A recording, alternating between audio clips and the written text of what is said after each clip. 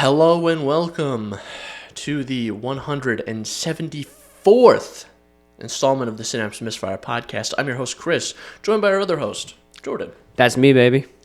Jordan. Yeah. Where do we put this thing?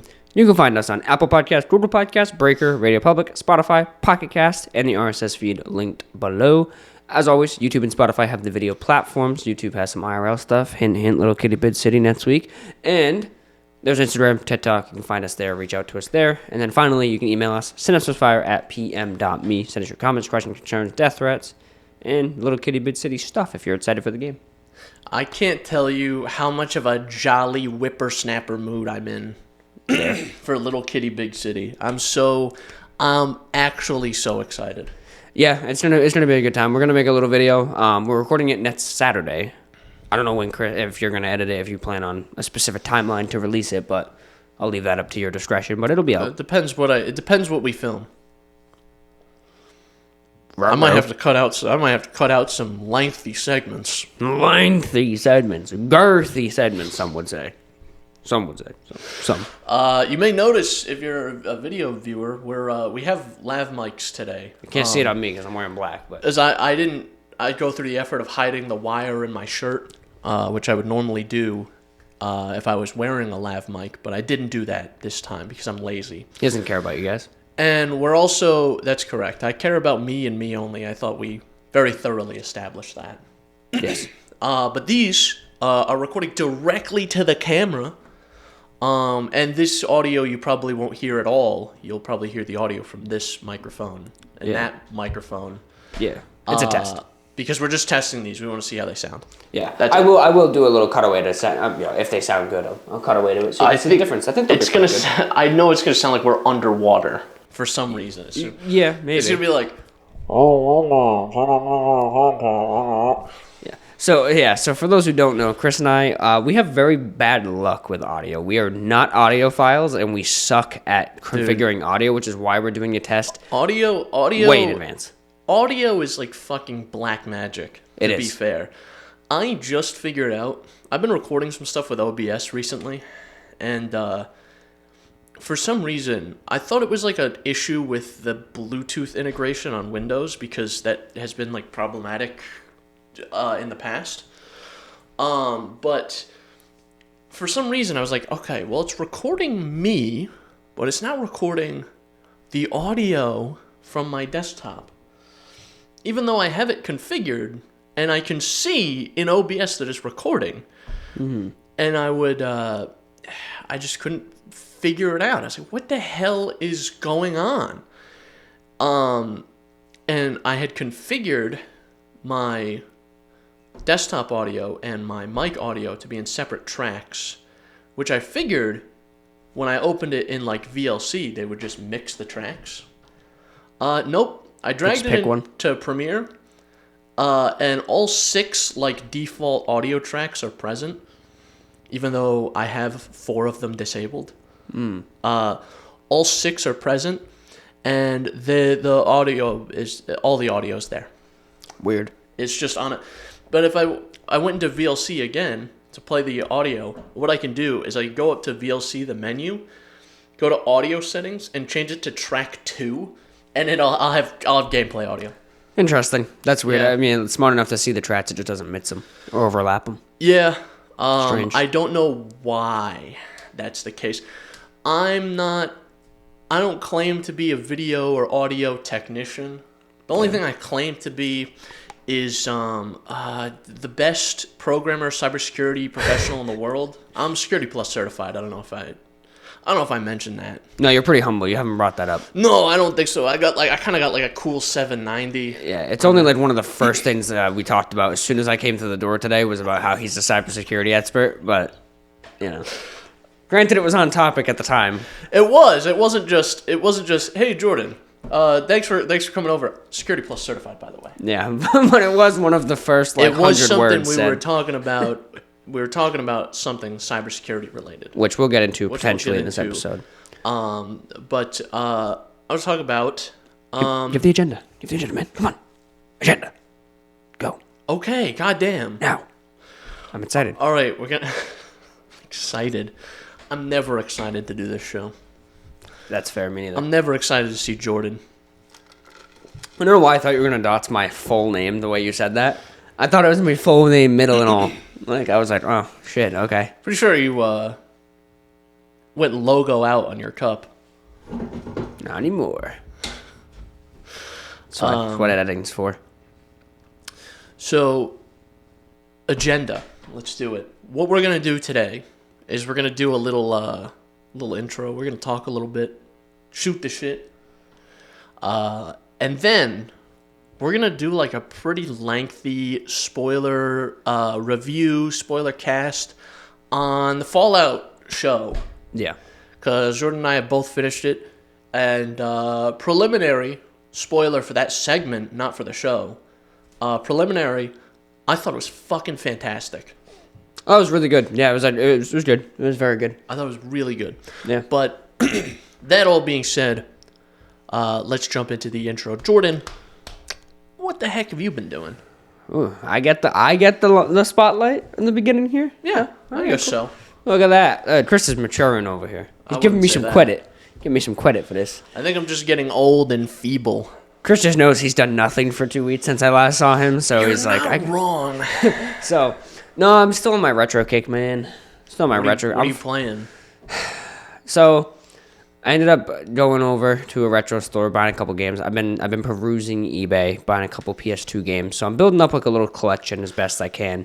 So you're just collecting, or are you playing as well? Collecting and playing. Some stuff I'm collecting that I've already played that I'm not necessarily going to really replay, but I just want to have in case I ever do. Are you one of the old heads who buys like the CRT?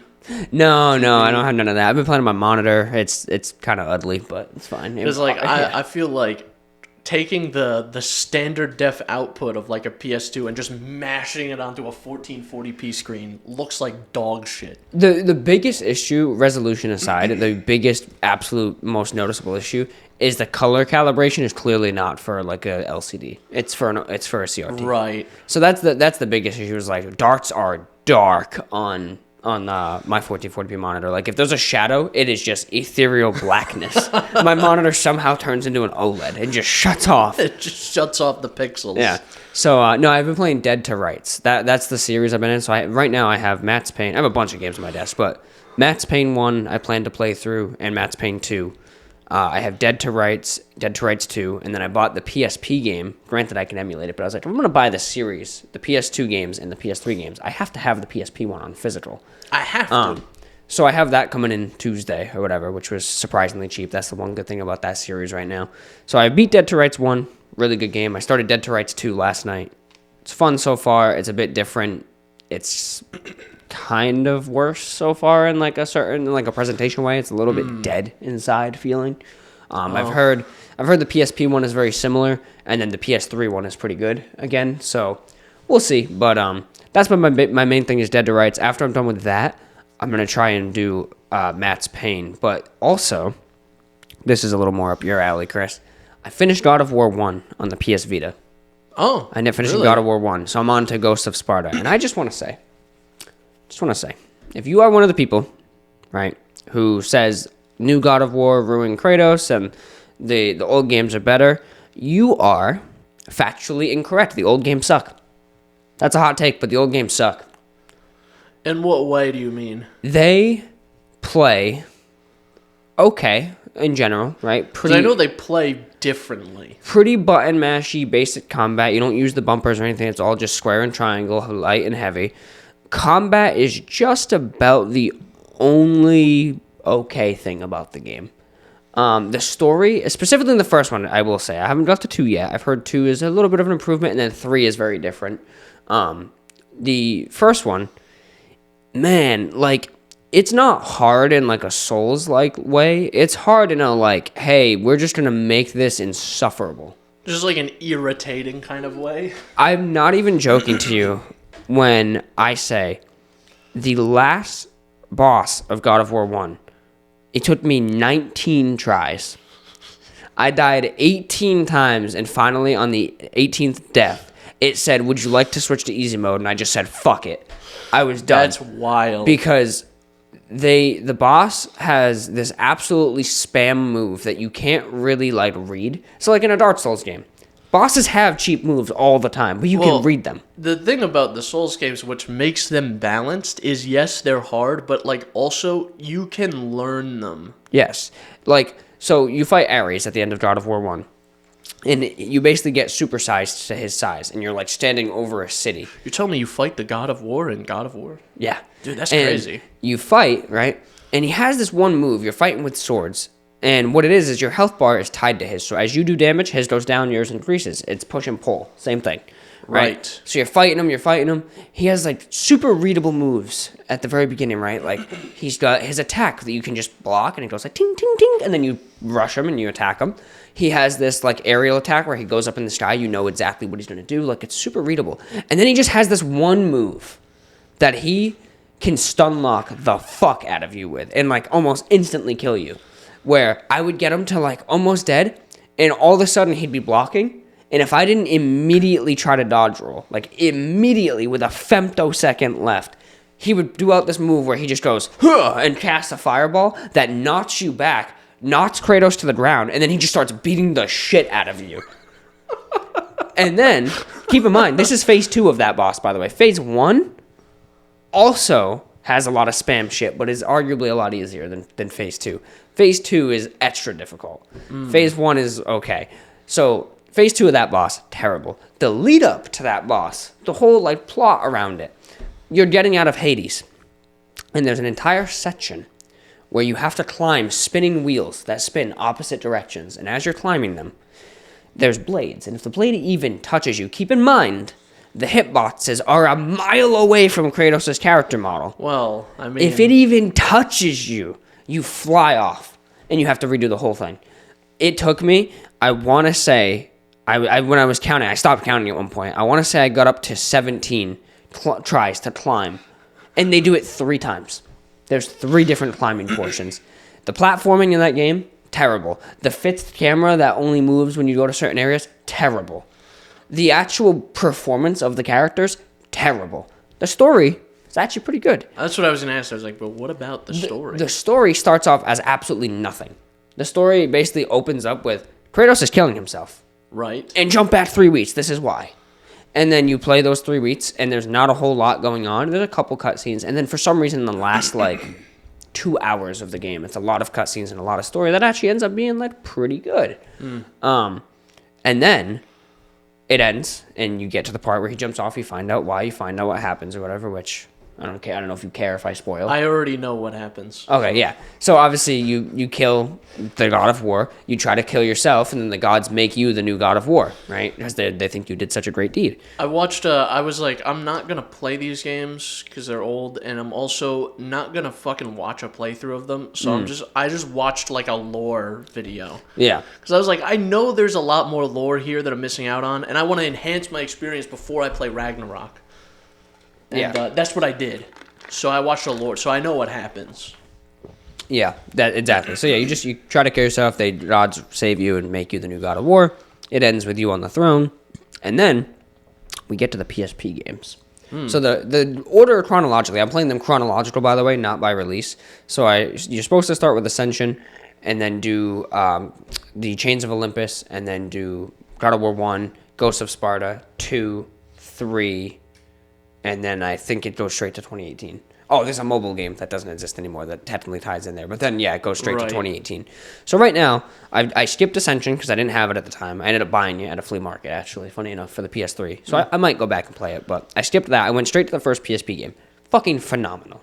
Chains of Olympus, phenomenal. Again, a little light on the story parts. Definitely more of just like a, look what we can do on a portable system. Yeah. But dude. Fair. Dude. God of War 1, you get through that. Ghosts of Sparta? They were fucking cooking. I cannot fathom. They were cooking with this one. Dude, I cannot fathom how they made a PSP game look and play this good. Really? It is unprecedented for the time. Like, they clearly did the first one and were, like, figuring out the system. And then they must have done Ghosts of Sparta and been like, we got this. We know how to use this hardware now. That's kind of crazy, actually. Dude. Like, it looks better than God of War 1. Like, it's crazy. It's crazy. Now, I will say, I don't think this has any bearing on it, because as far as I know, there's no upscaling tech built in. I'm emulating it on the Vita, so I'm not playing it on the PSP natively at this point. Right. But I would imagine it's just a... I should check it, honestly, because I have it on both. I should try it on my native PSP. If it's emulated, I would say I think it's just emulating the PSP like hardware. It's not... Yeah, because all it does, like I've said before, when you boot into the emulator, it just boots up a PSP and then you play the PSP or whatever. So like, because I know that's what the Xbox 360 did. Yeah. It's like when you played an Xbox original Xbox game. I was gonna say Xbox One, but Xbox One is another console. That was actually the third console in the lineup. Anyway, point being, that's what it would do. Is like if you played like Bully or like GTA San Andreas or something, it would boot up like an original Xbox thing, and it would show you like and you couldn't do any 360 functions. Yeah, it would just straight up emulate it. So yeah, Ghost of Sparta, so far, fantastic story. Picks up exactly where God of War 1 left off, so it's awesome. The performances, the fucking states are somehow like way more interesting so far than... Talking like T-Bone or... No. Like a vampire state. Oh, straight through the heart. Straight through the heart. Right. Yeah, it basically, God of War 1 ends, Kratos is like, I'm big sad, my life sucks, my pain is still here. And then Ghost of Sparta comes around and it's like, hey, I'm a vision in your head, and I'm your mother, and you don't know who your father is, but your brother's still alive, go save him. Right. Like, Deimos is still alive, the guy who literally, like, led to everything happening in Kratos' life. So it's, like, super interesting, for one. So, and then just gameplay-wise, fucking phenomenal. I also think it lends itself better, admittedly, to the Vita than God of War 1 did. The God of War 1 port to the Vita is frustrating for a variety of reasons. Like, you don't have triggers on the Vita, so they use the back touchscreen on the Vita. And, like, you don't do a whole lot of... You don't do anything combat-related, which was smart because of the unreliability of it. Granted, it's possibly because I have, like, a little screen protector thing on it, so it might be just fucking it up. But you open chests that way, and if you know anything about the early God of Wars, you're constantly opening chests. Like, you move objects, like if you're dragging a fucking box. I mean, you constantly open chests in the new one, too. True. So, yeah. You're constantly... And you open up a chest. Yeah, so it's like all you do. So like, yeah, the PSP version uses circle instead. Like the controls are just better. They're just inherently better. And then yeah, after the PSP one, it'll be God of War 2, and then I gotta bust out the PS3 to play 3 and possibly Ascension if I'm feeling like it. And I'm not gonna. The next one after that's 2018. I'm not gonna replay that. I've played it like 3 times already. Yeah. So I have no reason to. I don't think there's a reason to. I still want to replay Ragnarok, but I don't know when I'm going to do that. Yeah. I'm going to do that at some point. You need to play Spider-Man 2 first. I'm going to do that before I do Ragnarok. Yeah. Again. But because I'm still not sure when I'm going to do either of those things. Right. Because I played Miles Morales already. You did? Nice. I played it in a day. Yeah, I was going to say, that's all I got, so if you want to transition to your thing. I mean, that's all I've been playing, retro stuff. I don't want to run on too long, so. I played, moving back to what I was saying, because like a couple episodes ago I said I was going to play it, and then the next day I played it. Yep. So I played Miles Morales. It took me 7 hours, and I just played it all in one day. I didn't do any like side content or anything. Yep. And I want to do a much fuller playthrough of Spider-Man 2. Yeah, I want to do like a lot of the side stuff. I want to get like a bunch of the I forget how fucking fun those games are though. They're a lot of fun. They are. And 2 is funner than the first one in terms of like fluidity. So, I still think 2018 is my favorite. I still think all right, I will say in Miles Morales is like the first game I've played, I think, like ever where I wasn't frustrated as hell with the stealth mechanics. Yeah. Like, I played a lot of the game stealth. Mm-hmm. And it works really well. Yeah. That character, Spider-Man in general, whether it be Peter Parker or Miles Morales, like, they're very well suited to stealth.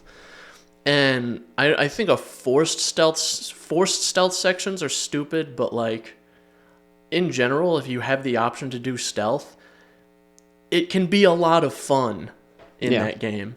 Whereas I feel like in a lot of games, it's just frustrating. Yeah. I will say it's because I don't have patience is the thing. Is like, I want to go and I want to go now. And if I can go and then shoot everyone with a large gun or beat the shit out of everyone that's there and not have to worry about it and do it in 5 minutes instead of 20, I'd rather do that. I think it's just an adult life sort of thing. Like, I'm kind of the same way where God of War 1, I think, frustrated me so much because it was wasting my adult time that I don't have much of.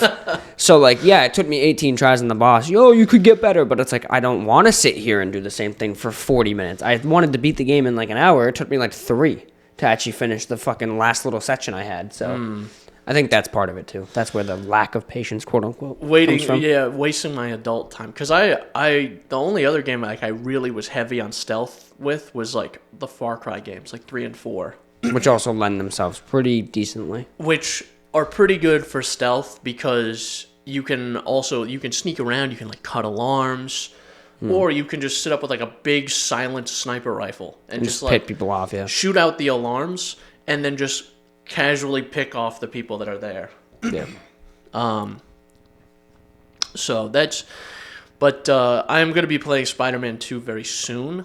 I just don't know when soon is. Yeah. Yeah, you should get to it. I mean, if you do everything, I think I'm at like 20-something hours, and I'm pretty close to it. No, I'm not concerned of like how long it's going to be. I'm not really concerned with that. It's just other things keep coming up, or like I was like, maybe I'll play Spider-Man, and then I'm like, nah, I'm not going to do that today. Yeah. You're being a dumb bitch. Yeah, no, you're not wrong. Yeah. You're not incorrect. That being said, I'm playing Fallout 4 a little bit. Not the next gen update. I actually backdated the game so because the next gen update broke the mods. Yeah, so I can play with mods. It's like I don't even have that many mods. I have like 10. And it's all shit that's like Fallout 4 unofficial patch, which I think got updated for the next gen update, but all the other shit I have didn't. I wanted the mod that you can take dog meat and a companion. Yeah, you can't do that in the original, huh? No. Because he's a companion. He takes the spot. And I wanted like, I have some mods that you can change, like you can change textures for things. So like if you have like a piece of clothing, like if you have like a tan suit, you can change it to one of the other textures for suits. That's cool. So that was, and I have one that like you can wear. There was an issue where you couldn't wear like glasses and hats, or something to that effect, or masks and hats at the same time. So I have a mod that fixes that. It's quality of life stuff. Yeah. Yeah, it's just like it's just quality of life type stuff. And the whole idea is I'm working on a project that I'm not sure will ever be released, but we'll see. I've spent like 6 hours working on it so far, but most of that time, granted, is playing the game. Yeah. So, I'm working on a little clandestine secret operation type project, which I think would be fun if I get it released. It's just so out of the purview of like stuff I've worked on before that I'll have to kind of stretch my abilities to make it work. I want to use the game more so as like a storytelling medium rather than playing the game. Yeah. Like playing the game. So it's, yes, I'm playing it more like I'm still playing it legitimately. Like I'm not cheating stuff in, but I will like, oh, that didn't look good, so I'm going to reload a save here. Or I didn't do that right, so I got to reload a save here. Or, I don't think I've had to use console commands yet. Yeah. But like I've had, just to kind of build the scene. I have mods in that will make certain things available that are not normally available. So like there's certain areas that like you can only get into if you side with like the Brotherhood of Steel that are now unblocked. And of course like the Brotherhood is just there and hostile. So we'll see what happens there. And the reason I'm playing with like the mod that you can change your suit texture is because I'm doing like kind of a no armor run where I'm not like, I don't have any armor currently simply because I want to just be in a suit and like I have a suit, sunglasses, and a fedora on. or a trilby hat or something. I will be putting like a ballistic weave on them sometime soon because I did like the first raider settlement that Preston Garvey wants you to do, and I went in the first time with just the suit on. That shit, I got killed instantly. So I had to go back with power armor. Makes sense.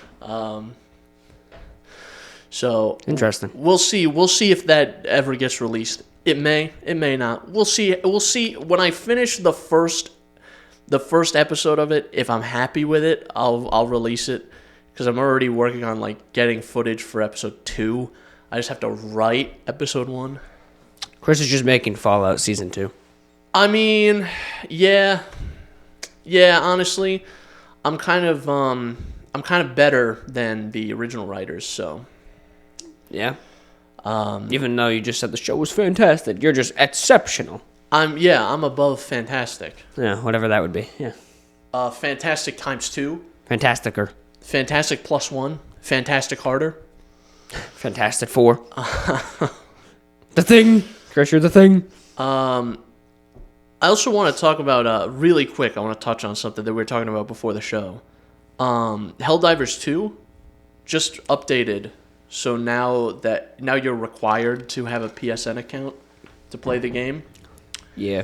People are just fucking whining about it, dude. Fucking crybaby syndrome, dude. Here's the thing. I think it's stupid. I agree with, like, the point that, like, this is fucking stupid. There's no reason for any of this. Yeah. But also, I'm not gonna, I gotta make an account, I gotta sign in with an account I already fucking have, fuck you. Yeah, my big beef with it is, like, it ain't all that, Chief, and also, like, the people who are saying it's fucked up are kind of right, because it did happen months after release, so it's kind of like pulling the rug out from under you, but, like, get the fuck over it. Like, stop playing. I don't know. Yeah, that's fair. Like, but if you're gonna let a 2-minute account creation prevent you from playing, what is objectively like a really fantastic shooter? Yeah. I played it literally once, and it's a lot of fun and a lot of chaos. Yeah. It's cinematic as hell. Yeah, it's just like, I don't know, have you ever played Call of Duty on PC? Have you ever played actually Fallout before the fucking update where they had a launcher and people were mad about that? Have you played The Witcher or Cyberpunk, which also has a launcher and offers an account? Or Elite Dangerous, where you have to make an account. Or Fortnite, where you have to make an account. Or Warframe, where you have to make an account. Or Apex, where you have to make an account. Mm-hmm. Or what else? League. You have to make an account. Yep. I just don't think it's that big of a deal. I think y'all are whining too much. I think so. I think you're nitpicking. One game finally releases, finished, good state, playable. Had some server issues at the beginning because they didn't expect the success, but they get that all patched out. The game runs good, it looks good, it plays good. There's all this content. Most of it's fucking free. Oh, but I gotta make an account. Fuck you. You ever played Red Dead Redemption 2 on PC? You ever played Grand Theft Auto 5 on PC? Yeah. You ever played LA Noire? Any Rockstar title for those? Yeah. You ever played Assassin's Creed on PC? Once, yeah. Yeah. You ever played Far Cry on PC? Everything needs an account. Fuck off. Stop being a bitch. Yeah, that's kind of where I'm at. Like, I don't think it's as big of a deal as you're making it out to be. I don't think it justifies the review bombs that are happening. Yeah, 60,000 negative reviews in an hour. There are much larger transgressions in gaming that have gone unpunished. Yeah. You know, I just think that this is a fight that I don't think is really worth fighting. I also think attacking the developers and not Sony is a little fucked up. People are saying it's Arrowhead's fault. Like, also, yeah, I'm fairly certain that the developers have said, like, this wasn't our call. It never is. Why would it be? What did they have to gain from making you use a Sony account? Like, we didn't want to do this, but unfortunately, the guys who gave us the money to make our game... The guys who also own our IP. Yeah, like, the guys who funded this and own us want to do this, we can't not listen. Yeah. Unfortunately. So, in conclusion, get the fuck over it. Stop being a bitch. Find something better to complain about, or get a job or something. Anyway, back to something positive, right, Chris? Let's talk about Fallout. We already talked about Fallout 4, but we're going to talk about Fallout Amazon. TV. Fallout TV. Fallout TV. Fallout Season 1 on Amazon Prime. Yeah. I thought this, again, I said in the intro, but this is going to be like a full spoiler review. Yeah, so if you're done, you're done. If you want to hear about it, and you want to hear the spoilers, you don't care, listen on. If not, don't watch this part. Yeah, go check out one of our other things. Yeah. And give us a like, bro. Please. Please. One like, and I'll get to keep my job. That's going to be flooded with 60,000 dislikes from all the Helldivers viewers. And the God of War fans that I pissed off. We're going for blood today. And specifically the God of War 1 fans. Yeah. I just want to say something off the top. Right. I think. Oh, boy. This is new for you. This is my... Shut up, bitch. I think this is my favorite video game adaptation so far over The Witcher and The Last of Us. I haven't seen The Last of Us, but I agree. It's distantly a mile ahead of The Witcher. Yeah, and I don't mean it from the perspective of it's a better show. I mean it because I didn't know what was going to happen because it's canon, but it's never been told before. Yes. The Witcher, I know what's happening. The Last of Us, it's just a retelling. So they're great, they're fantastic, but I know the play-by-play. Yeah. This, I was on my seat like, yo, what's going to happen the whole time? This is the newest point in the story. It takes place after Fallout 4, like 10 years or something after Fallout 4. Yeah. So, also, we're going to assume that you know vaguely the story when we talk about it. We're not going to recap the whole thing, but we're going to talk about, like, the ending and stuff. Yeah. But it takes place after the end of Fallout 4. It's like 10 years after Fallout 4 or something like that. And I think Fallout is a world that is absolutely rife with untold stories because there's so many vaults and we've only seen a few of them. Yeah. They have the map that's in the show which shows where all the vaults are, and there's so many vaults that exist not on the east or west coast that have never been touched before. Granted, the show is about a vault in California. Yeah.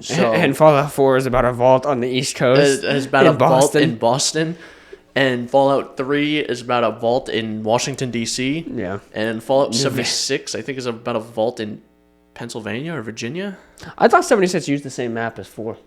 I don't think it did. No. I think they're further south. Oh, maybe. And then New Vegas is Vegas. Yeah. Which isn't technically West Coast.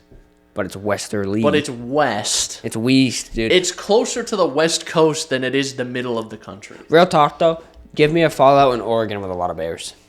That'd be cool. Yeah. Or I want to see a Fallout in, like, Kansas. Because it already looks like Fallout out there to begin with. You don't even, dude, you just do a 3D recreation. You don't even have to do much map creation. Like, holy shit, it's flat and there's corn. Oh, there's a death claw over there. That's just what Kansas is like now. Yeah. And I would argue as well in at least Fallout 4, I would say like post-apocalyptic Boston is in some places arguably nicer than real Boston. Yeah. I just thought of something, Chris. Yeah. Red Dead Fallout. Give us some Texas Fallout. Let's do it. Yeah, give us one straight in like, you know, El Paso or something. Yeah. But point being, there's a lot of stories to tell. There's a lot of stories to tell. I think there's like 120 vaults. Yeah. We've probably only seen like what, 10 between the show and the games? Something like that. Because there's 3 that are in the show. Yeah. It's 3 connected vaults, 31, 32, and 33. There's mention of another one, I think, 4. There's Vault 4, which is in an episode where they're in the vault. Yeah. So that's 4. You're 101 in Fallout 4, right? Isn't that what it is? You're 111. 111. So 111. 101, I think, is Fallout 3. So at least like 6 or 7 vaults that I can think of. And then there's Vault 76, which is in Fallout 76. And I think Fallout 4 has Vault 80 something and Vault 90 5. Yeah. It's about 10. I think that's it. Yeah. I think Vault 13 is in Fallout 2. Yeah. So that's like 9 or 10 vaults right there. So yeah, we've seen about 10. So we have a ways to go. Yeah. And there's already there's lore surrounding a lot of the vaults, but there's also, I think there's gaps in the lore where this vault doesn't necessarily have a story yet. There was supposed to be, I'm talking about other Fallout IPs. Let's move back to the show. Yeah. So the show follows a few main characters. There's 3. There's Lucy, there's Maximus, and there's the Ghoul. Yep. Firstly, I thought the Ghoul was a fantastically done character. I thought the way they wrapped up the story that happens before the war and after the war, how I wasn't expecting to see how intertwined those two stories were. Yeah.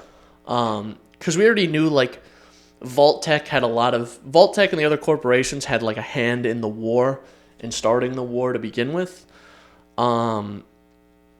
But we didn't. I don't think there was too much lore surrounding Vault 31, 32, and 33 before this. I could be wrong, but I think this is the first thing we've seen of it's the Vault-Tec employees and they were cryogenically frozen. Yeah. And this and that. And now it's buds, dude. Yeah, exactly. It's the super managers. But the story of Cooper Howard before the war and the Ghoul after the war, same guy, as she goes by the Ghoul instead because he's a ghoul. Yeah. I thought the makeup and the light CG that was done on his face was really good. For a show, it was exceptional. You can tell it was mostly. I mean, almost everything in there was practical, for the suits and stuff. There was a lot, a shitload of practical effects, the Pip Boys are practical. Awesome. Yeah, the Pip Boys were all practical. I think there's a point where, especially when you're working on, I assume their budget was a lot tighter than they would have with a movie. Yeah. But when you're working within that mid-budget sort of area, your CG, it can get a bit iffy if everything is CG. Yeah. Yeah. You already saw that a couple times throughout the season too. There was some CG moments where you're oh, it's not as good as it could be. Yeah, when there, but it worked. There was the moment where Knight Titus fights the Yaogwai, and the Yaogwai is kind of iffy CG. Yeah, that's exactly the moment I was thinking of. Yeah. But even shit that could have very easily been CG isn't. Yeah. The Pip Boys. Yeah, the Pip Boys. The power armor is not CG, which is really fucking cool. A lot of the interior of the vaults and shit. I think they show a Red Rocket gas station as well, and they do. Yeah. I think that's a fully built prop. I don't think that's. I think so. Yeah, it's the one where the dog is locked in the thing. Yeah, they do show it. It's right at the end of the show, and I believe that is a full structure. Obviously thrown together. It's really fucking impressive how they put together this show. Yeah. And it looks really good. And the when they show the Pridwin, when the Brotherhood of Steel shows up in the Pridwin, that is very clearly CGI. It has to be. There's no way they fucking built that. Yeah. And it looks really good for being CGI. It's no, the Yaogwai. I feel like they put all their effort into the Pridwin, and they were oh shit, we still got to make a little bear. Yeah, make a little bear. I think a lot of it's cinematography too. So the Pridwin, they hold it at the right angles. They do the right things with the camera. True. When they show the characters inside, there's just enough of it shown that it's just probably people sitting on a green screen chair or some chairs and then a green screen backdrop. Or maybe it's really well shot. Maybe they built an interior set too. Yeah, a small rectangle. That's possible too. The set pieces. Bottom line, set pieces are fantastic. I haven't seen set work like this. I haven't seen set work quite so well done in TV. Yeah. And that's not even to mention the writing. The writing's very good. Dude, I really thought it was going to be lackluster. Like, you always expect that. But. Yeah, I was expecting that. There are some moments where I don't think it's bad writing. I think it's good writing in a way that there are a lot of moments that are kind of cringeworthy, but not in a bad writing way. In a like, oh, these characters are really like this kind of way. Yeah. I want to talk about Maximus, because he's definitely like luck 10, idiot savant perks. He pisses me off. Yeah. He just fails his way to the top. All the time. All the time. He, just the interaction between him and Lucy in Vault 4 is like, I want to be careful with how I phrase this here, because there's a way I want to phrase it, and then there's a polite way I should phrase it. It is like the most socially inept interaction I've ever seen between two characters. Yeah. It's so well written the way it's done. Yeah, of like two very sheltered characters, it makes sense why they would interact in such a way. Yeah. And then seeing Maximus experience a vault for the first time, where like he's actually has clean food and clean water, hot water, a place to shower, the whole nine, popcorn. and he doesn't have to worry about getting shot or whatever or eaten by radioactive monsters, and he's just like, he's totally down with it. He's like, I'm fucking done. Because you think there's like some weird brainwashing thing that's happening. But no, it's just the first time he's ever been safe. Yeah. Yeah. And I think the way the whole thing pans out too, with like, it's in a very Fallout way. It's satirical. Yeah, the show has a really good sense of humor too. Where it's like, yes, it's drama, but there's tension breaking stuff in a way that's not annoying. Because I feel like there are a lot of shows and movies that have stuff to break the tension, but that tension breaking moment is just annoying, where it's like, there should be some tension sometimes. You can break the tension sometimes, but if you break the tension every time with some dumbass quip, it's not fun to watch the show or watch the movie or play the game or whatever. Yeah. But there are like, I would say the best tension-breaking moment is the end of their tenure at Vault 4, where you think Lucy's about to get executed. Yeah, that's exactly what I was thinking You think she's about to get executed. And he's like, you've been sentenced to immediate death by being sent to the surface. And we're only giving you 2 weeks of supplies. Yeah. And he tries cutting the rope. He's like... he tries cutting her binds. And he's like... This thing needs to be sharpened. With a sword, yeah. Sword. Like, oh, man. And then Maximus busts in with the armor. Maximus, again, fucking activates his idiot savant perk. And there's also official stat sheets for all of the characters in the show, the main characters in the show. If I'm not mistaken, somehow, Maximus and the Ghoul have the same level of intelligence, which I think is a fucking... That's a leap. That is a leap and a half, because Titus, he goes by Titus for most of the show. So in talking about it with like coworkers and stuff, I'd refer to him as Titus a bunch. Yeah, Titus being the power armor. Titus being the knight that he's with originally that he kind of lets die and steals the power armor. So he has to assume Titus's identity. Yeah. Point being, Maximus, he definitely has like, he gives me like intelligence, maybe intelligence 2 kind of vibes. Yeah. Maybe not an intelligence 1, because I know in a lot of the older games, intelligence 1, you would just grunt. There was like no real speech options. Yeah. But he definitely strikes me as like an intelligence 2, luck 10 kind of guy. Yeah.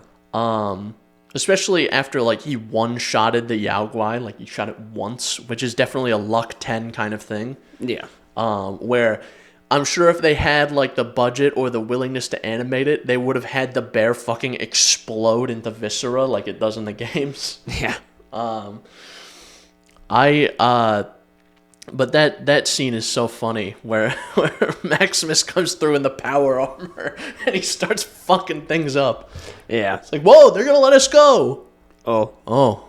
Sorry. My bad. Someone might want to check on that guy. And the guy's on his side, like Family Guy. Yeah, like, like Family Guy death pose. Well, and the acting is so good because he's sitting there and he's just going, You might want to check on him. Yeah. And I also like how the power armor is portrayed, where they show just how fucking inconvenient it would be to wear power armor in a lot of cases. Yeah. Where it's kind of in the same vein as like medieval knights, where they would wear big plate armor, and if they got knocked off their horse, it was over. They were laid out on that battlefield until someone helped them. Yeah. Because you couldn't get up and move really in that armor. Yeah. And power armor is a bit more mobile, but they just show how big and clunky and inefficient it would be to have. Like, at one point, Maximus is fighting the ghoul in the power armor.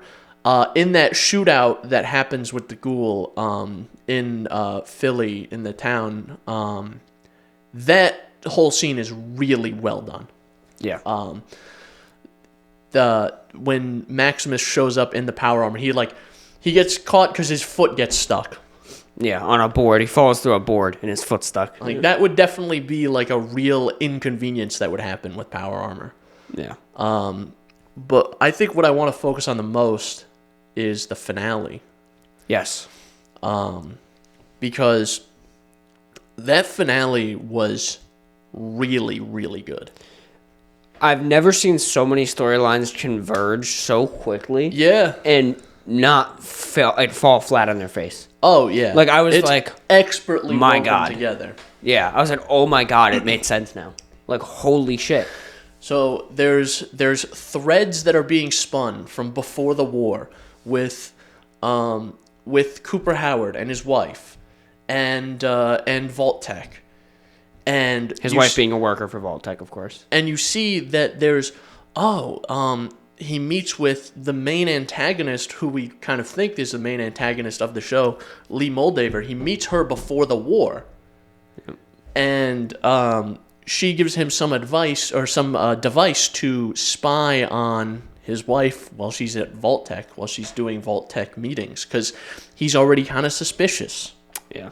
So he listens in and finds out that Vault-Tec's going to drop the bomb to sell more vaults. And most importantly, it was his wife's call. Yeah. To do that. And they've made a decision that, like, oh, well, each of you guys gets to have a stake in the vaults so you can run your own weird experiments. Yeah. And things like that. And that thread gets spun in, like, kind of flashbacks to the various episodes. Yeah. And then it winds up, it all kind of peaks where you meet Lucy's dad before the war, who's like some Vault-Tec executive, which is interesting because I didn't make the connection at first, because there's periodic character that comes up in the show who goes by Henry in the show. But Lucy's dad, he goes by Hank, which I forgot that Hank is a nickname for Henry. Yeah. I didn't put that together until he shows up, and I'm like, oh shit, it's the guy. And and you find out that, Lucy finds out the truth about Vault-Tec and her dad. Yeah. How he's like a Vault-Tec employee, and they wanted to stop cold fusion and the whole nine, and blow up the bomb, launch the bomb themselves. Yeah. To sell more vaults and this and that. And she also finds out the truth of what happened to both Shady Sands and her mother. Shady Sands being where Maximus is from, the town that got nuked, because Lucy's mother escapes the vault to go live in Shady Sands with Lucy. So Hank comes out, kills the mother, and takes Lucy and blows the town off the map. Yeah, and Moldaver's there as well. And Moldaver's the leader of the town. Yeah. She's like the governor of Shady Sands. And that being the whole thing that's woven together fucking incredible. Yeah, and it perfectly connects those three characters because now Maximus has a stake beyond just wanting to help Lucy. Yeah, beyond like I want to fuck this bitch. Yeah, exactly. And then the ghoul, you find out obviously that the wife made the call, and there's an assumption that she's still alive. So his big thing is, where the fuck is my family? Where the fuck's my family? And now they're mutually linked because they both want to go back to Vault 31 and 32 and 33 to find out, like, Lucy has to get her brother out of Vault 31. That's a thread I haven't even touched. Yeah. Is Lucy's brother, the short little guy. Who, low-key, I thought was going to be the worst character in the show, is one of the best characters in the show. I also agreed with you. I was like, this fucking little guy, he's just, I shouldn't be so mean. But he is like, especially when he's paired with the other guy, Chet. When he's paired with Chet, who's got to be like probably 6'2", he looks so little. Yeah, he's tiny. It's literally like shorter than me next to Chris. It's like he's so little. It's crazy. Really good character though. But he's a really good character because he makes the choice like, oh shit, I'm not going out into the wasteland, but I need to see what's going on. Yeah. So he like investigates Vault 32 and finds out Vault 32 got fucking destroyed 2 years before the show happened. Yeah. And then he ventures into Vault 31 by talking with the Overseer because he gets onto the Overseer Vault 33. Fucking Betty. Gets onto her terminal and messages Vault 31 because he knows something fishy is going on because every Overseer of Vault 33 has been from Vault 31. Yeah. Curious. So he finally gets to Vault 31, and it's just a bunch of cryopods of all former Vault-Tec employees. Including Hank, Lucy's dad and his Hank. dad. Yeah. I did want to ask you, Chris, because you didn't touch on this point, and it's because it's not that big of a point. I just want to know if you noticed it. So Betty, the current overseer at that point in the show, who took over for Hank, did you realize that that's the girl that Cooper Howard was with? Yeah, she was So I remember, I didn't make the connection at first, but then like he said her name or something, or she introduced herself or something or other. Yeah. And I was like, oh shit. And then everyone's involved here. And that explains why she came into power and everyone voted for her, quote unquote. Like it's all this big conspiracy, and it's so fucking well told. It's very well done, and it perfectly sets up a season 2, but in a way that like they could not make a season 2 and it still would have been a very satisfying story told. That was my fear. So that was my fear when I was going into the show, because season 2 had already been greenlit by Amazon before it even released. So I was like, that's good, but does that mean this season is just going to end with so many loose strings? And there are plenty of loose strings, but they're tight enough that I'm like, okay, I don't have to see Maximus again. I can live with that. So. Exactly. You can infer what happens to the characters beyond that. And I think the only thread that's dangling that would be unsatisfying to not see a conclusion to is Lucy and the ghoul. Yeah. And see like what they do with Vault 31 upon finding out that information. Not to mention, by the way, Moldaver kept Lucy's mom as a ghoul. I think, well, yes, that's weird, number one. That's weirdo behavior. Number two, I like that being a piece of the puzzle because he has it there. She has it there to be like, look what you did. This was your wife. Yeah. And you did this to her. Yeah. Did it ever explain how she became a ghoul? Just from the radiation? Just from the radiation, from the nuke that was. So she must have obviously survived some of it. She's like missing skin and shit, so she probably got melted a little. Because that's what happens with the ghouls. It's just radiation over time. It's crazy. And I do have to, speaking of ghouls, I have to note my favorite side character, Thaddeus. How he gets his foot stomped when he finds out. So he gets sent out after Knight Titus gets killed. Maximus assumes Titus's identity and says Maximus was killed. So the Brotherhood sends out a new squire, and that's Thaddeus. And Thaddeus was like a bully, like Maximus's bully, basically. In boot camp. In boot camp. And they have like a bonding moment, and Maximus reveals like, hey, it's me. It's not Knight Titus. And he's like, I'm going to tell the Brotherhood. I'm going to tell the Brotherhood that you did this. You killed Knight Titus. So he gets in the power armor. He's in the power armor. Maximus stomps the fuck out of Thaddeus' foot. With the power armor. With the power armor. And I don't know how he was moving because it shows that he's been clearly walking for miles, and then he takes the boot off, and his foot is mangled. He takes the sock off, and his foot is literally split like a V. Yeah, and like his toe is hanging off. Oh, man. And he finds another very minor side character who shows up really early in the show. When Maximus first gets the power armor, he finds the guy, and he's in like a little altercation with a farmer.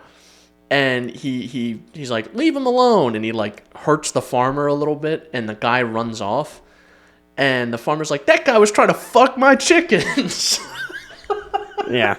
So that was like the only real introduction we have of that little doctor character. And then we see him again, where Thaddeus finds him, and he gives Thaddeus some ghoul juice. A miracle cure is what he tells him. Some miracle cure, and Thaddeus becomes a ghoul. Yeah. Which we find out when he finally meets up with Lucy and Maximus at the radio station, because he has to contact the Brotherhood, and he needs a radio. So he goes to a radio station, and there's traps all along the radio station, and he activates one of the traps and gets hit in the neck with an arrow. And he's like, I should be dead now. What's going on here? And he finds out that he's a ghoul. Yeah. So he's actually really funny, like in real life. I didn't know he did stand up. Really? Yeah, he does stand up, and I saw a few clips of him. He's pretty funny. He's very like Charlie Day in the way he does delivery. And I thought his character was really funny. Wow, yeah, he does actually sound a lot like him too. Now that I'm like thinking of his voice. Yeah, he's very Charlie Day. Got that like high pitched like raspiness. Yeah. Huh. So I thought he was a really good side character. Yeah, he was another one who like subverted my expectations. Like they didn't introduce any characters that I stuck with one emotion for a while. Like Lucy, I liked from the beginning. She's probably like the closest to me being like, yeah, that's how I felt about her the whole time. But like the little shithead brother, I'm like, fuck this guy. Then I'm like, I love this guy. The little shithead brother. Maximus, I kind of had the opposite effect. By the way, I haven't said this yet because I figured we could save this to the end. But I didn't like Maximus. I liked him in the beginning. I didn't like him towards the end. I don't know if I would say I liked Maximus so much as I liked the fact that he just kept failing his way upward. Yeah, I think that's what bothered me the most is he was just like a reckless, dumbass moron who just kept ruining everything. I think the thing with Maximus is, and I hope they expand on this a little more in season 2, is he's just too stupid for his own good. Like, he is just genuinely not an intelligent character. Yeah. Maximus is not intelligent at all. Yeah. And he does things that, he acts in a way that is selfish, but he's also very, very easily persuaded in a lot of cases. Yeah. Like, he's also very wasteland intelligent, funny enough. He doesn't have, like, actual intelligence, but he can read people pretty well. Yeah, he kind of has that to him. But yeah, he is like... he is... I liked the way he kept failing upwards. But he was definitely the weakest main character, I will say. I think so. I think he was definitely, out of the 3, he was definitely the weakest. And then I would say after him, in terms of like writing, I would say was Lucy. She's like second place, but like between second and third, there's like a fucking mile. Yeah. And then on top is obviously the ghoul. I'm 50-50 about his character in a lot of ways. I think he's a good character, but I have such mixed emotions about him because I kind of hate him, but I kind of like him. Because he kind of just stirs the pot and causes havoc. But then, like, once you finally get his reasons, you're like, okay, I kind of get it. Well, you can see that, before the war and after the war, he's a different man, basically. Yeah. And you can see that he embodies the characters that he would play. Yeah. On, in movies before the war. It's a huge parallel, yeah. As like kind of and it could be read as like kind of a coping mechanism, or a way to distance himself from his actions, or it could be read as like the radiation has fucked his brain so bad that he has to like revert to a completely fake persona now. The one thing I do like about his character is how his character's always prepared. Like when he at the end, like the final confrontation, when he goes after the Brotherhood, when he's there, he knows like the power armor weakness, and he doesn't just lead a head-on assault. He just busts the lights and then bang, bang, bang, and just starts dropping them. Like, so cool. Because he's obviously the most prepared because he's had 200 years to prepare as a ghoul. Yeah. And he had pre-war experience with things like the armor. Yeah, because he did military service before he was an actor. Yeah. And that's expanded upon as well in the flashback sequences. What I am upset they didn't show is the process of ghoulification. Yeah. I firmly believe, not even as like an episode, but maybe as like a cold open for an episode, maybe 8 minute cold open where it's just it shows him at like different stages. There's like, here's what happens right after the war, which we still don't know what happened to his daughter as well, or his wife. We don't know if he ever got her home and like the mom took her and ran and he was left there. Like, what the fuck? I assume that he wasn't allowed in. Well, we know he wasn't allowed into the vault because he's not in the vault. Mm-hmm. So I assume he wasn't allowed into the vault, and he went there with his daughter, and his daughter was allowed in, but he wasn't. Yeah, I assume that's what happened. Because he does say, "Where's my fucking family?" as well. He doesn't say, "Where's my wife?" or whatever. Yeah. So based on that assumption, showing like, okay, here's a couple of days after the war, because we know in Fallout lore, we know the war, that nuclear war, only lasted like 2 hours or something. Yeah. It was a very, very short, mutually assured destruction type war. So showing like, here's a few days after the war, here's a few years after the war, here's 20 years after the war, 100 years after the war. And it shows like, because I think the process of ghoulification would be like a really good kind of body horror sort of segment. Yeah. Where it just shows the process of like his flesh melting off and the scarring happening and his nose turning into a hole in his face and things like that. And all the chems that he has to take to like live. Yeah. Or turn into a permanent ghoul. Yeah. And all the things that he had to do to like survive as a ghoul. Which, because he's very clearly not above like cannibalism. Yeah, he ate some dude's like ass cheek practically. He ate a dude's ass. Yeah. Literally. And it's implied he uses the fact that he's not afraid to eat people as an intimidation tactic when he finds someone he's looking for as well.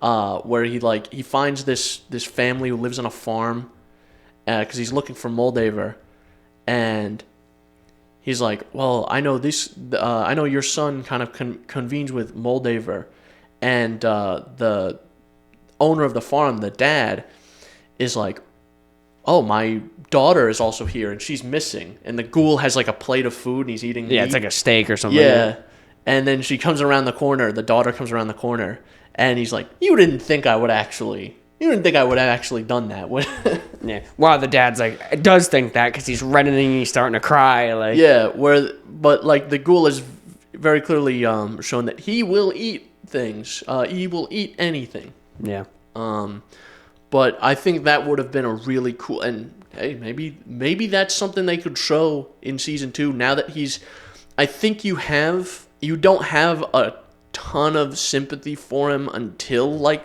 the end of the show. Yeah, which is kind of the journey I went on with him too. Where I was like, I guess, you can see what's going on before the war, and that's somewhat interesting, but like, fuck this guy. Yeah. Right? But towards the end of the show, you're like, oh. He got fucked over in every way. It makes sense why he's the worst. Yeah. Because he has to be.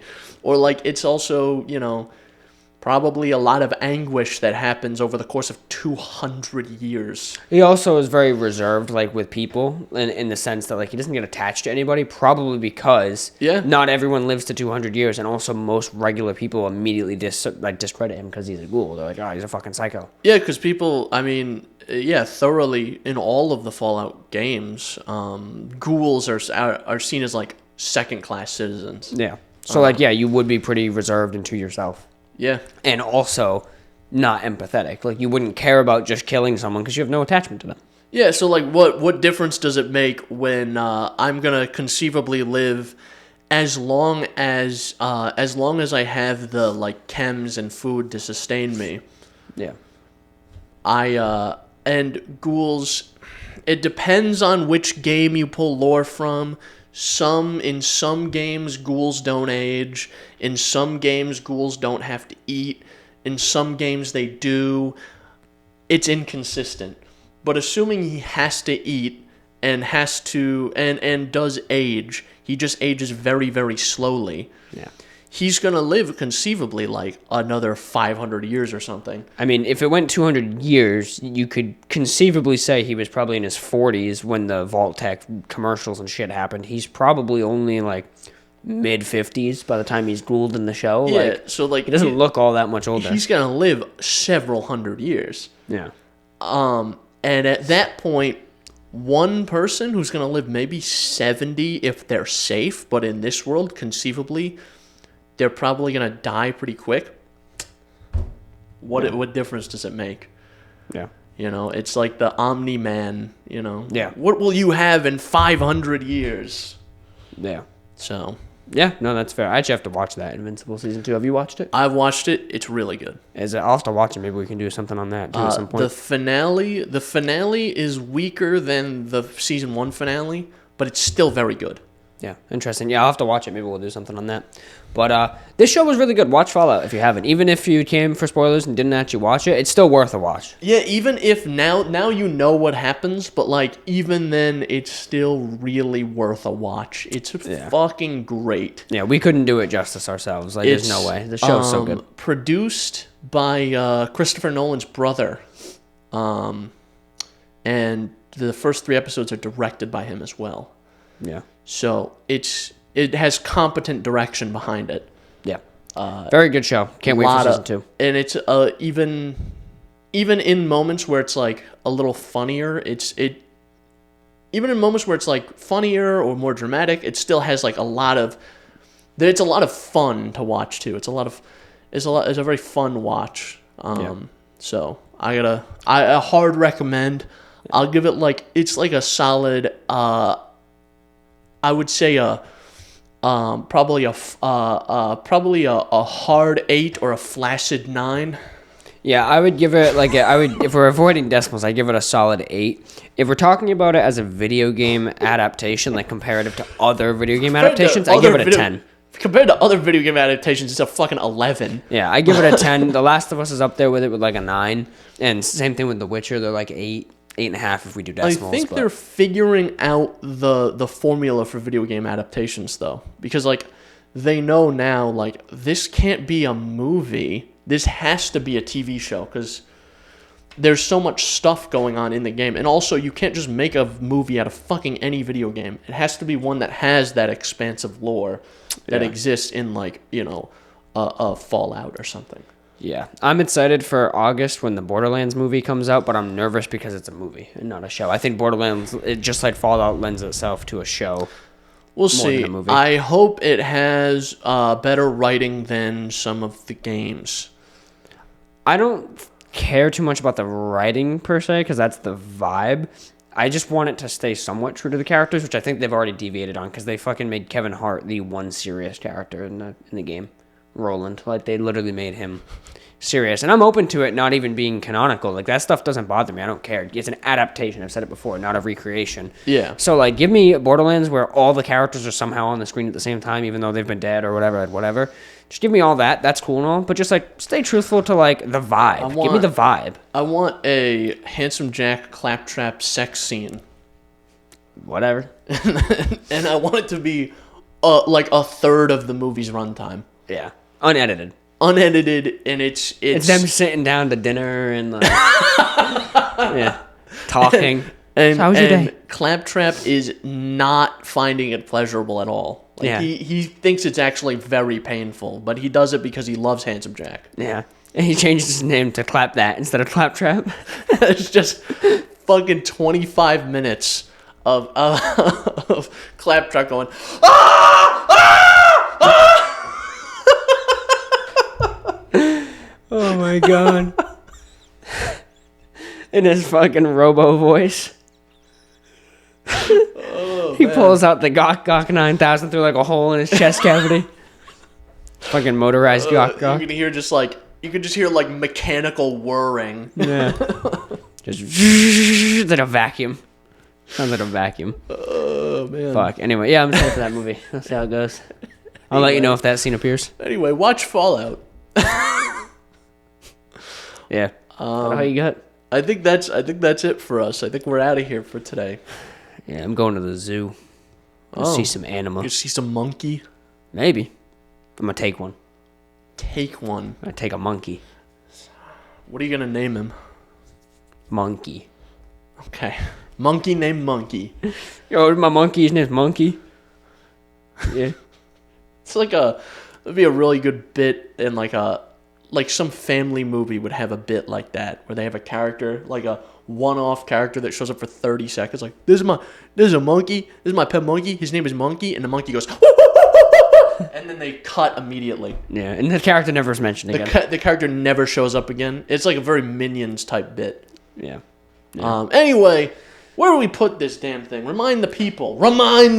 So you can find us on Apple Podcasts, Google Podcasts, Breaker, Radio Public, Spotify, Pocket Cast, and the RSS feed, all linked below. There's also YouTube and Spotify with the video portion of this. YouTube has some IRL content. Look out for Little Kitty Bit City within the coming weeks. And as always, contact us via email, synapsemisfire@pm.me. Comments, questions, concerns, death threats, and Little Kitty Bit City shit stuff. And Instagram, TikTok, we're there. Send us your Little Kitty Big City speedruns. Yeah. I don't know if we'll do a Little Kitty Big City spoiler cast. Yeah, we're going to be playing the game fully. Yeah. So look out for that. But next weekend, we're going to be doing a little Kitty Big City hype party. Yeah. Yeah. So we'll see you next time. See you next Tuesday.